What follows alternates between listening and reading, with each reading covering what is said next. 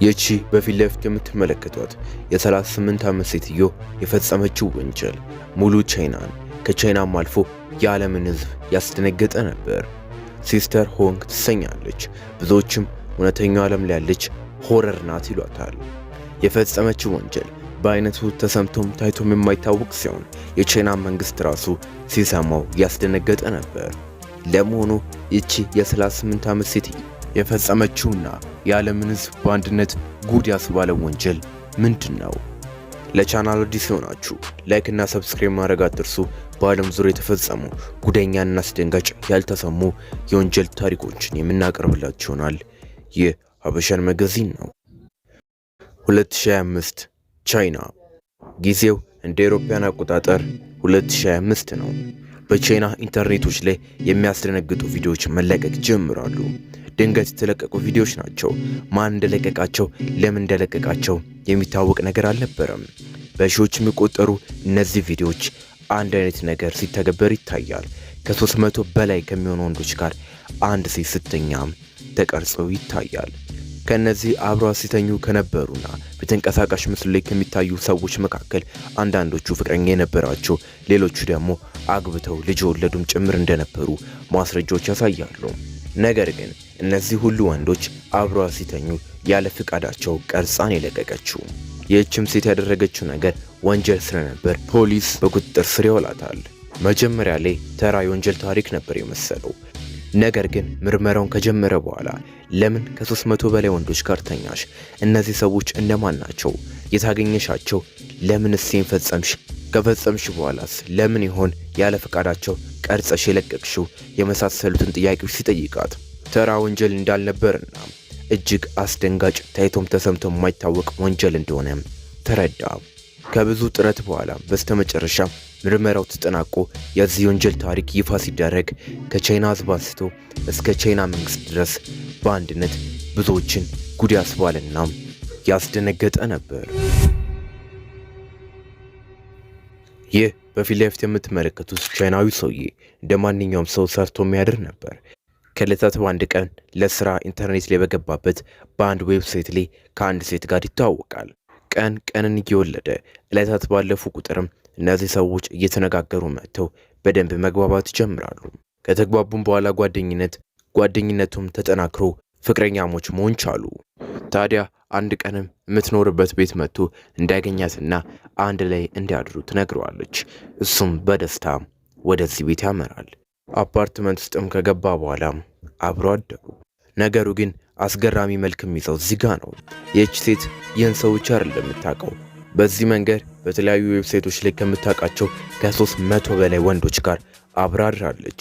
አንዳንዶቹ እንደውም እሷ ጋር ሲመጡ እጅ መንሻ የተለያዩ ምግቦችን በዚህ በፊት ለፊት እንደምትመለከቱት ሀባብና አንዳንዴ ደግሞ ትንንሽ የቤት ዕቃዎችን ሳይቀር ይዘውላት እንዲመጡ ታደርግ ነበር።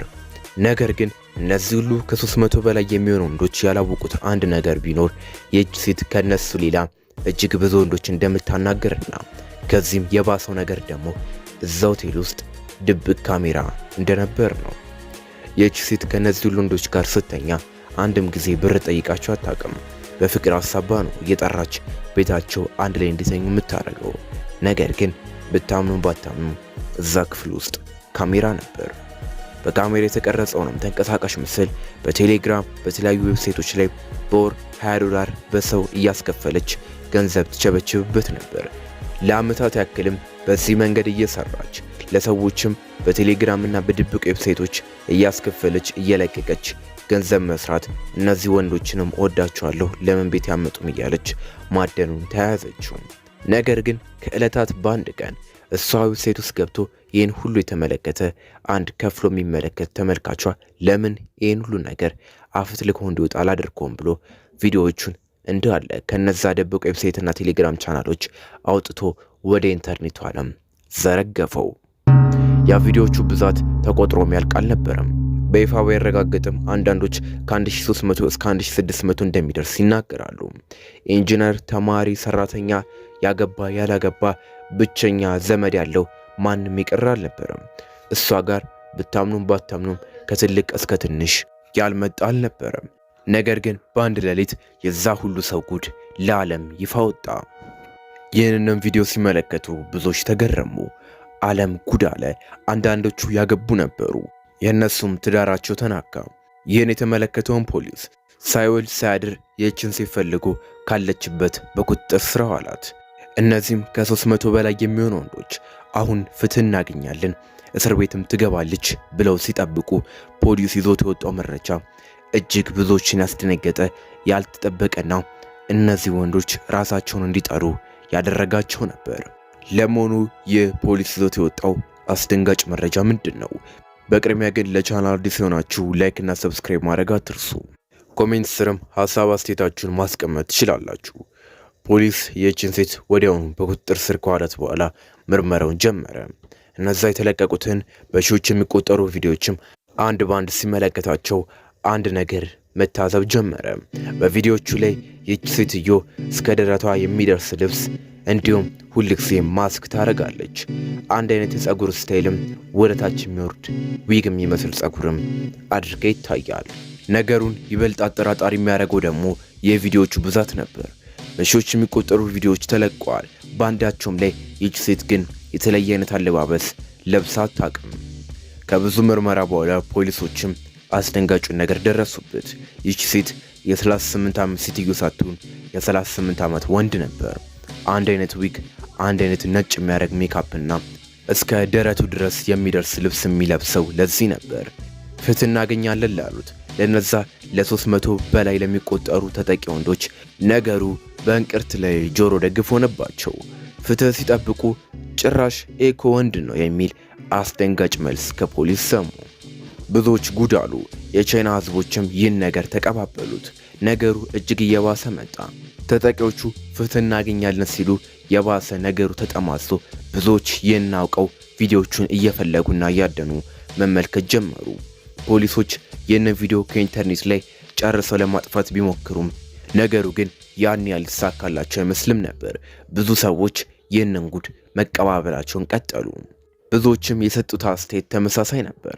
እዚህ ቤት ከመጡት ወንዶች አብዛኞቹ መልከ መልካም፣ ደህና ቁመናና አቋም ያላቸው ናቸው። እንዴት በዚህ ሆረር በመሰለ ፊት ትታለላላችሁ? እያሉ ነገሩን ማራገብ ያዙ። ማንነቱ እንዲገለጽ ያልፈለገ ታዋቂ ሰው በገለጸው መሰረት ይህን ፊት እኮ በጨለማ ባዩ ራሱ ወንድ እንደሆነ መለየት ይችላለሁ። ከ300 በላይ ወንዶች እንዴት በዚህ ፊት ይታለላሉ? ታውረዋል እንደሚል አስቂኝ ጽሑፍንም ጽፎ ነበር። ታዲያ ሊመለስ ያልቻለውም ትልቁ ጥያቄ ዝግ ይጀምራል። ካደሩት ከ300 በላይ ከሚሆኑት ሰዎች መካከል እንዴት አንዳቸው እንኳን ይህ ሰውዬ ወንድ እንደሆነ ይጠፋቸዋል? አብሮ ሲያድሩስ እንዴት ነገሩን አላወቁትም? የሚለው ነገር እጅግ አጠያቂና ብዙዎችን እስከዛሬ ድረስ ግራ የሚያጋባ ነገርም ሆኖ አልፏል። ነገር ግን አንዳንዶቹ ነቅተዋል።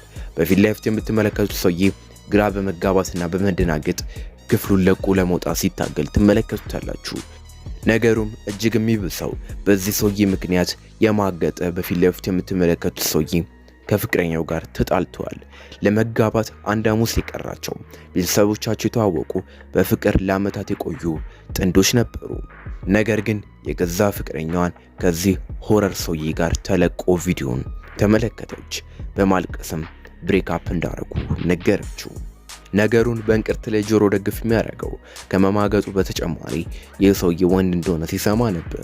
አስቡት፣ ከዚህ ሆረር ከመሰለ ሰውዬ ጋር ማቅጦ ጭራሽ ወንድ እንደሆነ ሲሰማ ምን ሊሆን? ሌላኛው እጅግ አስገራሚ ከነበሩ ሰዎች መካከል ይህ ሰውዬ ነበር። አንዳንዶቹ አንዴ መጥተው ሄደዋል። ግፋቢል ሁለቴ ነው ከዚች ሲስተሮን ከተባለ ሴትዮ ሰውዬ ጋር የተገናኙት። ይህ በፊት ለፊት የምትመለከቱት ሰውዬ ግን ብታምኑም ባታምኑም ከ5 ጊዜ በላይ መጥተዋል።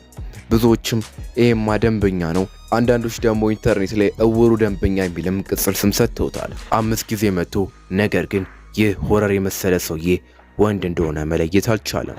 ከነዚህ መሃል ደግሞ ልጆች እያሉትም አልፎ ተርፎ እዚህ ሰውዬ ሴትዮ ቤት የመጣም አለ። ነገሩ ግን አሳዛኝ መልክ የሚይዘው እዚህ ጋ ነው። እንደነዚህ ያደረጉት እጅግ ጥቂቶች ናቸው። ከ300 በላይ ከሚሆኑት ከ250 በላይ የሚሆኑት ደግሞ ፍቅረኛ አገኘን ብለው ነበር እዚህ ቤት የመጡት። ነገር ግን ያለ ፍቃዳቸው ፎቶአቸው ኢንተርኔት ላይ ተለቆ መዘባበቻ ሆነውና ከሚብሰው ደግሞ የሰውዬ ወንድ እንደሆነ ሰምተው ተረብሸዋል። በአንድ በኩል ይህ ታሪክ ኦንላይን ላይና ዴቲንግ አፖች ላይ የምናገኛቸው ሰዎች ምን ያህል አደገኛ ሊሆኑ እንደሚችሉም ትልቅ ማስተማሪያ ነበር። ይህም ሰውዬ ይህን ሁሉ የፈጸመበት ምክንያት በዋነኝነት ገንዘብ ለማግኘት ነበር። ቪዲዮዎቹም ድንገት አፈትልከው በወጡ ኖሮ ለአመታት ያክል ተሳክቶለት ነበር። ነገር ግን በስተመጨረሻ ተይዞ በፖሊስ ቁጥጥር ስር ውሏል። እስካሁን ድረስ የቻይና ፖሊስ ስንት ዓመት እንደተፈረደበት አልተናገረም። በቁጥጥር ስር እንደዋለ ብቻ ተናግሮ ሌላ መረጃ አልወጣም። ይህን የሰማው የአገሪቱ የጤና ሚኒስቴር ሳይቀር ነገሩን ጉድ በማለት ከዚህ ሰውዬ ሴትዮ ጋር ንክኪ ያላችሁ እንዳለ መታችሁ በነፃ HIV መመርመር ትችላላችሁ የሚልም መግለጫ ጽፎ ነበር። ይህ አስገራሚው የሲስተር ሆንግ የወንጀል ታሪክ ነው።